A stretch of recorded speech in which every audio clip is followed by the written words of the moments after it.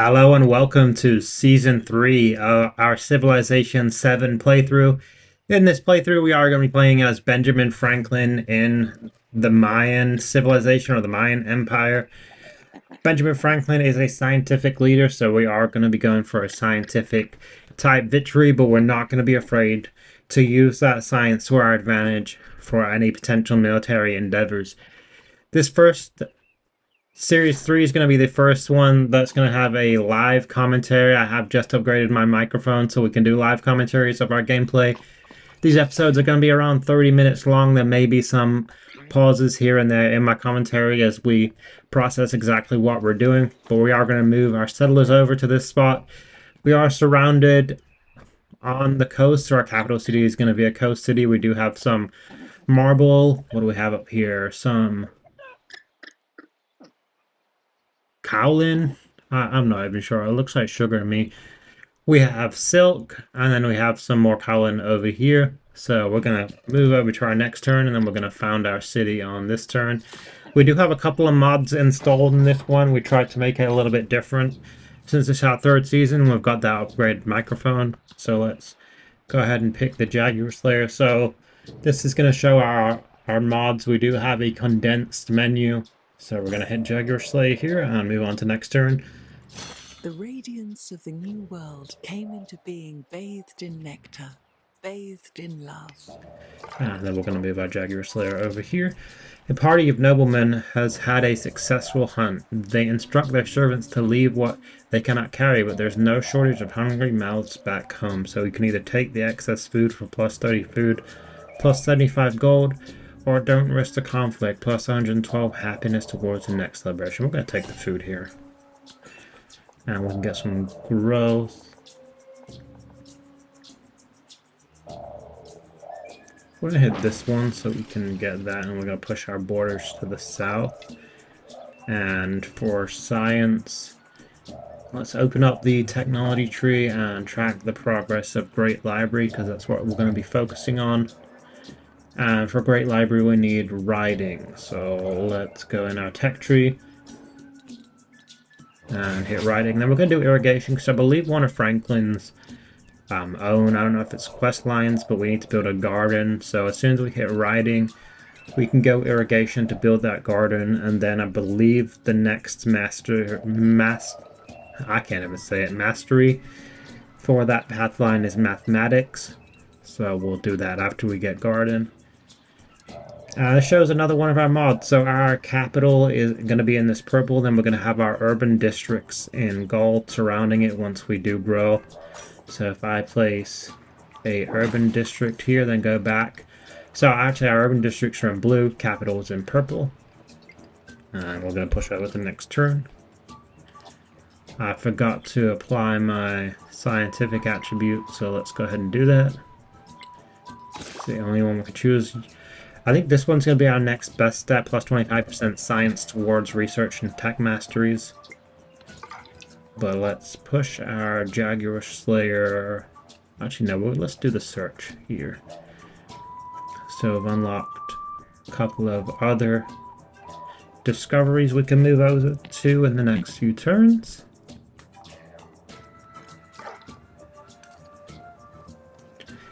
This looks like a pretty good starting place. I do enjoy when the capital is based on the coast. It really helps out for the exploration age because we can get the cogs out from our capital. If we are gonna, well, whenever we do found our second town, I'm not sure if we're gonna go north up here or south. Let's see what our Jaguar Slayer finds across the map. I'm really hoping my microphone quality is quite significantly better than it has been. So let's actually do this. Surveyors have discovered a source of gypsum. Soft stone, perfect for fine carving, but the stone rests under a wealthy family's ancestral shrine. So we can either move the shrine stone's tile becomes a gypsum resource. Take what gypsum is lying on the ground. YOLO. We'll make it a resource. The landowners hide their anger well, but not completely. The mine prospers. I feel like that's going to come back and bite us in the butt. But anyways, I was saying, I really hope the microphone quality is significantly better for this episode. I did upgrade to a Blue Yeti microphone. I was just using my iPhone in previous episodes, so if this isn't a significant upgrade, or everyone watching doesn't tell me it's a significant upgrade, my heart is going to be broken. All are made of clay, as I talk over this beautiful commentary of the technology masteries.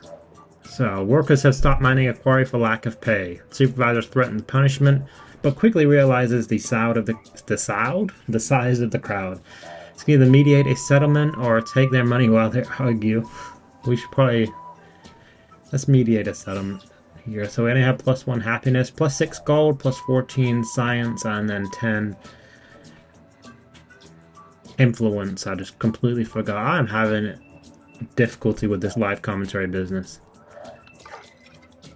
Now let's do the search and we'll push up there. I wonder how long it's going to take us until we find a city-state or an independent power, as they're called in this game, or B, find another civilization. Hopefully we do have a bit of this land to ourselves until we encounter at least another civilization, but I'm not holding my breath because usually they're right there on you at the start of the game. So let's figure out where we want to grow. It looks like a lot of our resources are going to be up here, so let's hit that to hit those 2 squares just for the food.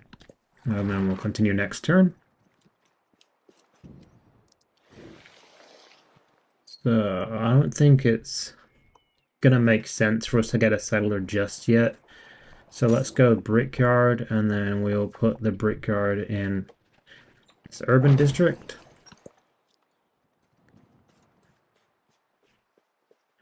I'm wondering if this river or this lake is somehow connected to the coast right here. Like maybe it comes out up in the north. But we'll find out with our Jaguar Slayer.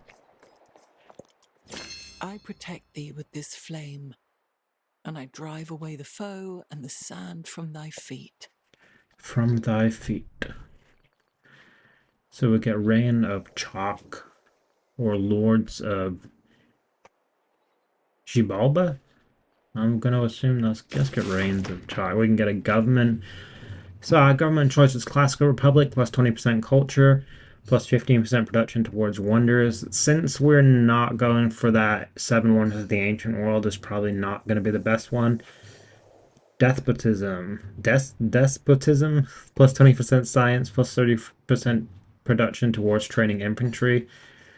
The science would be great since we are focusing on science, but I think our leader attributes is going to cover that anyway. So let's go oligarchy just for the city and the town growth that we're going to get from that extra food. For policies, we have charismatic leader and toolmaking. And toolmaking is going to be the best option here.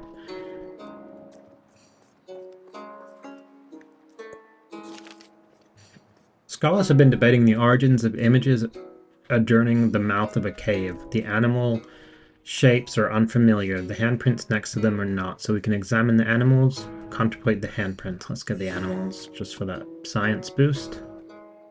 This open ocean yoke. So yes, it does curve around, so there's probably not going to be much land mass up here. So let's... of course. Knew there was going to be an independent power somewhere. Thankfully, our Jaguar Slayer is a whole lot more powerful than regular scouts, so we may actually be able to take this warrior. I really don't want to lose my Jaguar Slayer this early, because that is my only scout. The spoken word conquers all thought, but the written word commands it. Let's find out. Ah, now we've got this. I'm going to be in a bit of a pickle if they have more. Strange figures garnish the fig tree bark as the Maya scribe records the world in symbols by torchlight. The people gather round, each offering an account of their own to immortalize, so we can either describe the recent experiences, recount a pivotal battle, or preserve children's legends. You know what we're going to go for here. And here we go, let's build a garden. Library is stocked and all citizens may read what they like. Well, to a point. Franklin has carefully curated what is available to match what his people need. So we could build a garden for that quest line +75 science. That's what we're going to do. And Riding 2 is in our tech tree, so let's grab that. If he attacks here, he's dead, and he does because he is a fool. There's Zurzu. They're culturalistic, but they're still hostile, so we are going to need to be careful with that Jaguar Slayer. If they push out with that warrior, then let's heal up our Jaguar Slayer. Hopefully we can see, because it is flat terrain, but they do have to cross this river, we should be able to see them coming. Library. Let's put our library in the city center. Library's going to have space for our codices, which are a big part of this legacy path. But we are going to need to, whenever we get there eventually, is convert a town to a city to put another library or academy in. Who is this? Friendly warrior from Artem. Now we can grow our city again.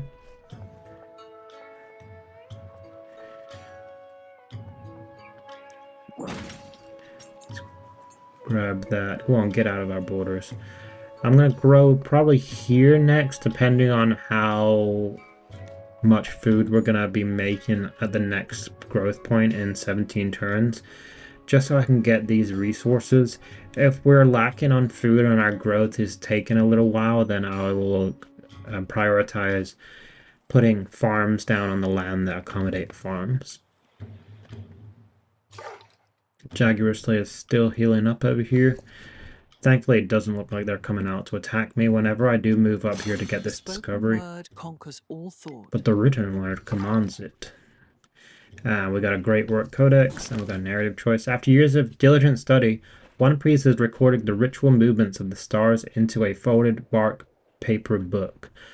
Studying the patterns of Chak-ek and how this great star rises and falls in balance with the sun could predict the prosperity of future events.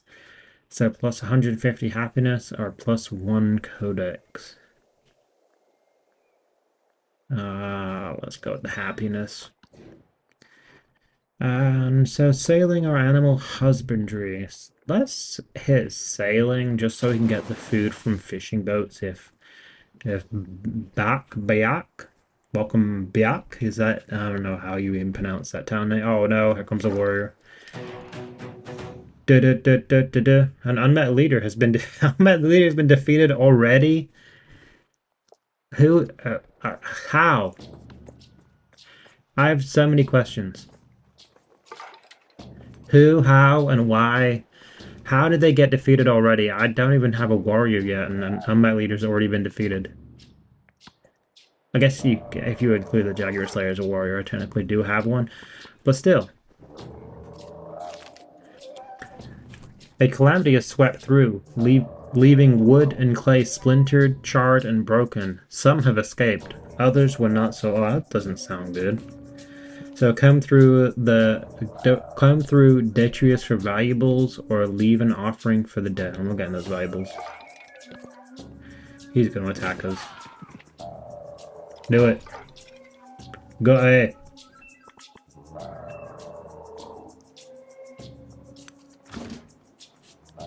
Oh, they are so close to where we are. That is really annoying. It's Augustus. Let's meet Augustus. Ego Octavianus Augustus Caesar, humilis primus civis, et princeps orbis terrarum. Augustus Caesar. We've been pronouncing it wrong this whole time. Should I get me a Kaiser salad? But friendly greeting, I feel like friendly greeting is the only one that you should do if you have the influence to spare. Unless the whole point is to just annoy every other leader. But since he's the first one, let's try and get a research collaboration. He's supporting it as well. So that's beneficial to us both, because we both get higher research. I think I'm gonna use that research collaboration a good bit throughout this playthrough. But as soon as I start meeting some more civilizations, or more leaders, should I say, I am going to be careful on where I use that research collaboration, because I don't want to support leaders that are close to my science output. The fair breeze blew, the white foam flew. The furrow followed free. We were the first that ever burst into that silent sea. So yeah, I don't really want to use that on leaders that are close to our science output. I want to use it more on leaders that are nowhere near us, just so we get the boost to +6. But you see Augustus right here, if we were to give them another +6, they're going to be a close comparator to us in terms of science. See what's he want? He wants a cultural exchange. I am going to accept it just to save my influence in case we find more city-states that we want to be opening diplomatic relations with or befriending. I don't know if I really want to befriend this city-state because it's cultural. I'm not sure if that would really be beneficial to us. So let's hit animal husbandry for the 4. And we'll move on to next turn. Our Jaguar Slayer is healing on up. We do have a little bit of gold, so we could be able to purchase another Jaguar Slayer, and we can. Met another.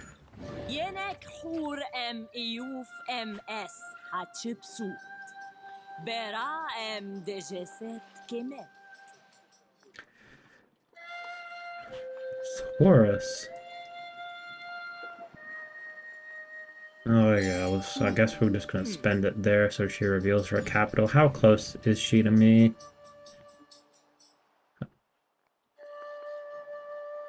She didn't reveal her capital, yo.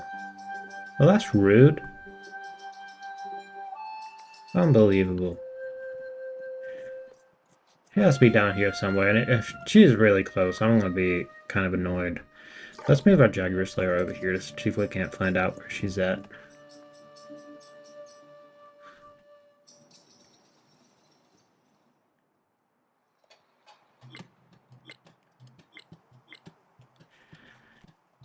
So we're losing gold here. I don't know what the point of a Great Steel for +1 would be. Well, let's get a fishing key. It's not really gonna like that, but we're gonna do it anyways. But it is gonna give us that Bàak. So, 12 food, 11 production, -2 gold. Do.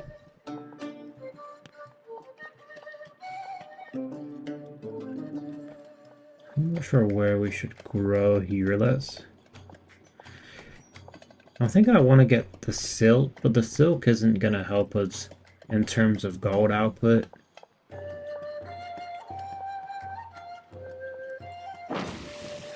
Let's grab that, then we'll grow this way next. So that plus is a +4 gold, so we're only losing 1 on the capital, thankfully.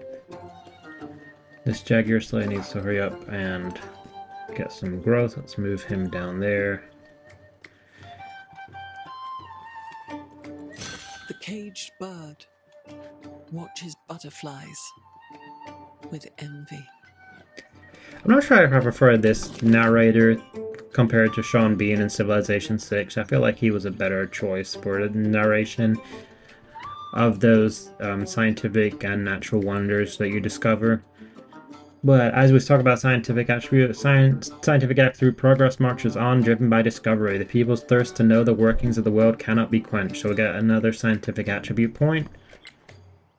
Like we said, we are going to use that towards the 25% science, towards research and tech masteries.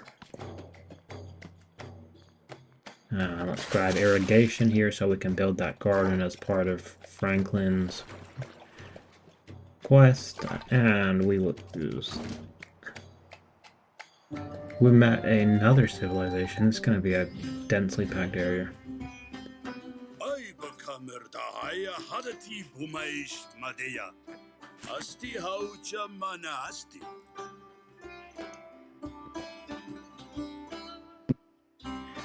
So we make Xerxes, who we played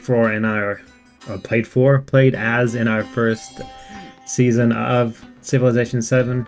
Hopefully he's not too close to me, but we are spending influence again, which is really not what I wanted to do. If he's packed too close, I am going to have to make either a independent power or one of these other leaders angry by settling too close to their capital. But if that's what has to be done, then unfortunately that's what has to be done. I can't believe Augustus is still only neutral with me, considering we have that endeavor together. Let's go to New Continent. Let's go this way. It doesn't look like they're all too close, thankfully. It looks like we... All alone the sky exists. The face of the earth has not yet appeared. Looks like we do have some space down here, maybe. Oh, this is very mountainous. It's really pretty.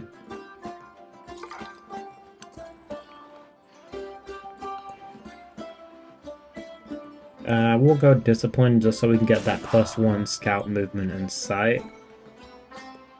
And we also get our army commander as well.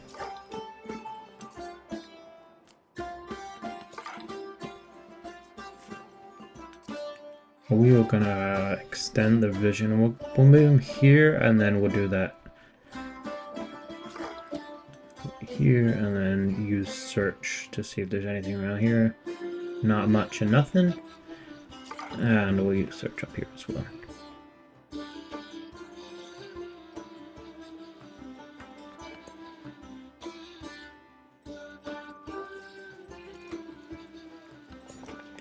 Okay, so that was 16 and then 12, so we can grab that. That does add in the Cowlin resource, and then we can expand out up here. This actually looks like it might be a really good spot for a starting city, a whole lot better than what I thought it may have been.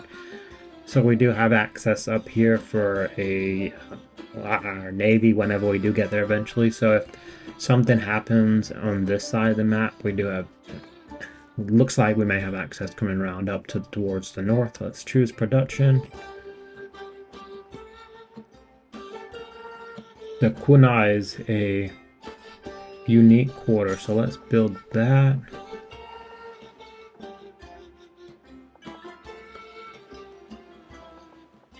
So do we take a farm or a woodcutter?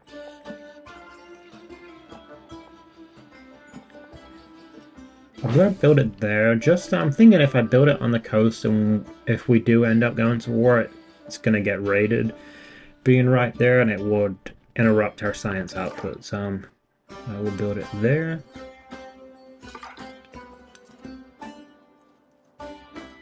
There's Augustus Scout. He's come a long way.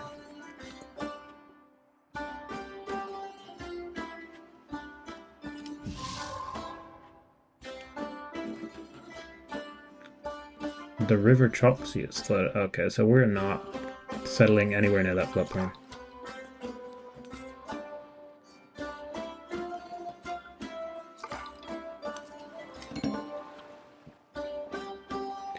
Another unmet leader has been defeated, really? Or is that the same one?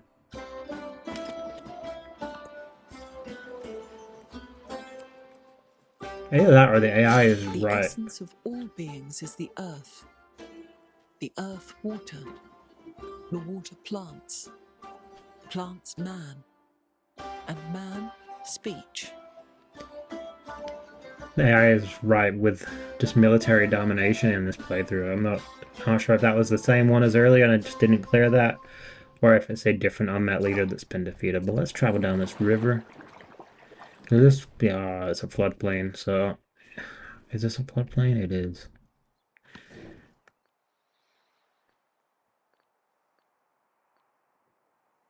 We've got bronze working here. Oh, wait. No. Does that lead to mathematics?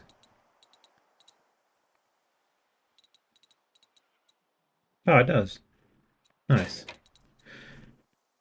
So currency, my goodness. Currency, bronze working, engineering, and then mathematics is our technology tree legacy path. Oh, no, it's not a legacy path. Technology tree path. I'm gonna move a Jaguar Slayer over here just to see if there is a spot to found our next town somewhere in between these floodplains that flood won't do too much damage to us. Or if it may be better for us to found a town more up in this area. It would be at risk of getting raided by that hostile city-state, but I think we should be able to defend it.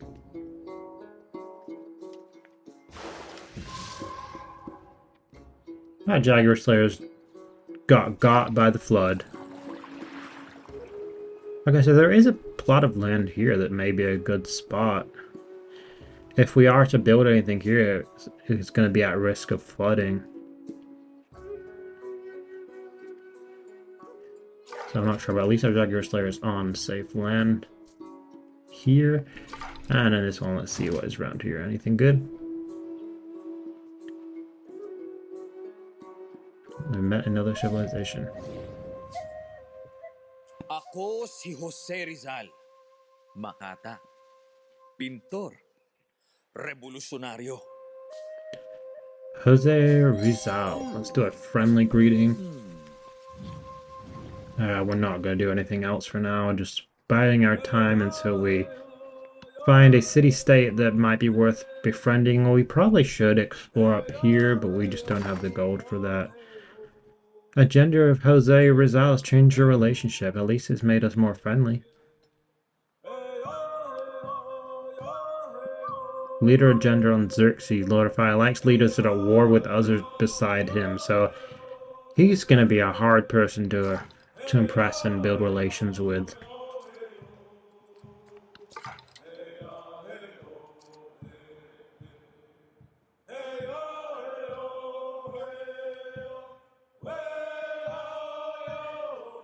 Okay, this isn't a floodplain, so it might be a good spot to build another city down here. It would be a little far away from our original city. I usually like, if I was going to found a second city right now, I would like it to be somewhere around here, just so it's not too far away from our capital. But I guess we could found the second city here and always fill the gap somewhere that isn't on a floodplain with our third city, so we have almost like a triangle or a trifecta of cities. Let's move on to the next turn. Go to diplomatic action. Hatshepsut is inviting you to start a cultural exchange. I really don't want to spend 90, so I'm just going to accept it. I'm not going to wait 9 turns to recoup that influence back.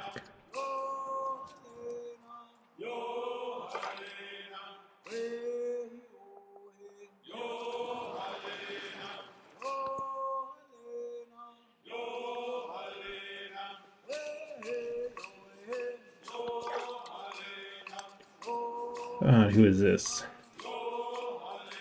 Samarkand, hostile warrior. Who's he gonna come attack us? That is gonna be the... Oh, Xerxes is down here and he's pushing a settler up. So he's gonna steal a land spot that we might want. And he does. Caused a diplomatic incident, settling too close to our capital, but that is really frustrating.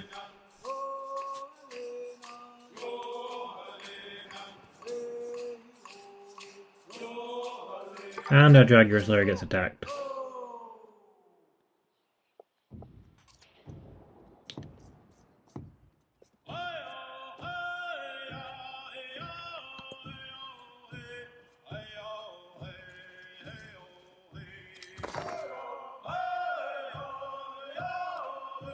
So we have friendly relations with everyone but Xerxes, and Xerxes may be mad anyway by settling too close to the capital.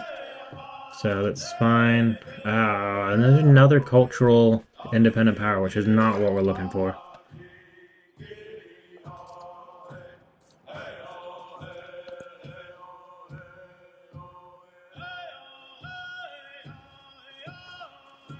This Jaguar Slayer, I'm going to move back over towards our capital city, just because we are going to need to get settlers. With Xerxes right there, we're going to have to settle a next plot or next town relatively quickly. Can we buy a settler? Probably not. No, settlers are really expensive and we don't have the gold. So we're gonna have to wait for our science building to finish producing, and then we'll get a settler next.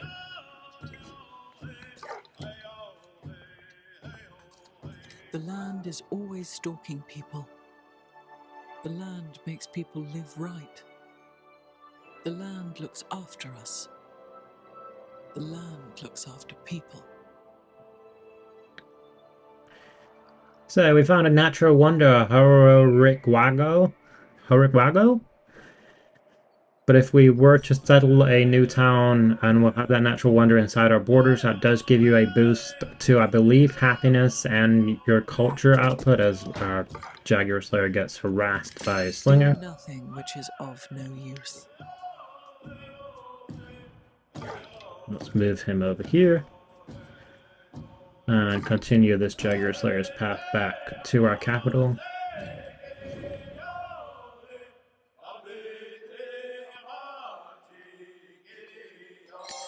So I accepted that from Jose because I believe we should have enough influence to befriend. Yes, we do. Befriending an independence, 255 influence, thankfully. And we have enough to afford that by still supporting that cultural exchange. So what are we gonna do next for our civics? I think this discipline is gonna be a good play. Yeah, let's grab that discipline just because we seem to be surrounded by a couple of hostile independent powers. So if we were to build up an army, then that extra combat strength against them would be quite pivotal. And we've got one more turn for growth. So we're going to start a settler. It's going to take 5 turns to produce, but we are going to finish this turn and then end the episode off here. This series, I'm going to be doing 30-minute episodes or around 30 minutes, so it's going to be less of a long play series than Series 1 as Xerxes and Series 2 as Amina. So if everyone watching prefers the 30 minutes or you prefer longer episodes, I think special episodes like a big war or something major going on, I'm going to do longer episodes. But for regular, I'm just going to stick to around 30 minutes an episode, and hopefully they make it a little bit easier to watch and follow along. But I really appreciate everybody watching. This is Scott Venom. This is episode 1 of my Benjamin Franklin series. Please let me know if I can make any improvements to the video or the audio quality for these episodes. And I will see everyone in episode 2.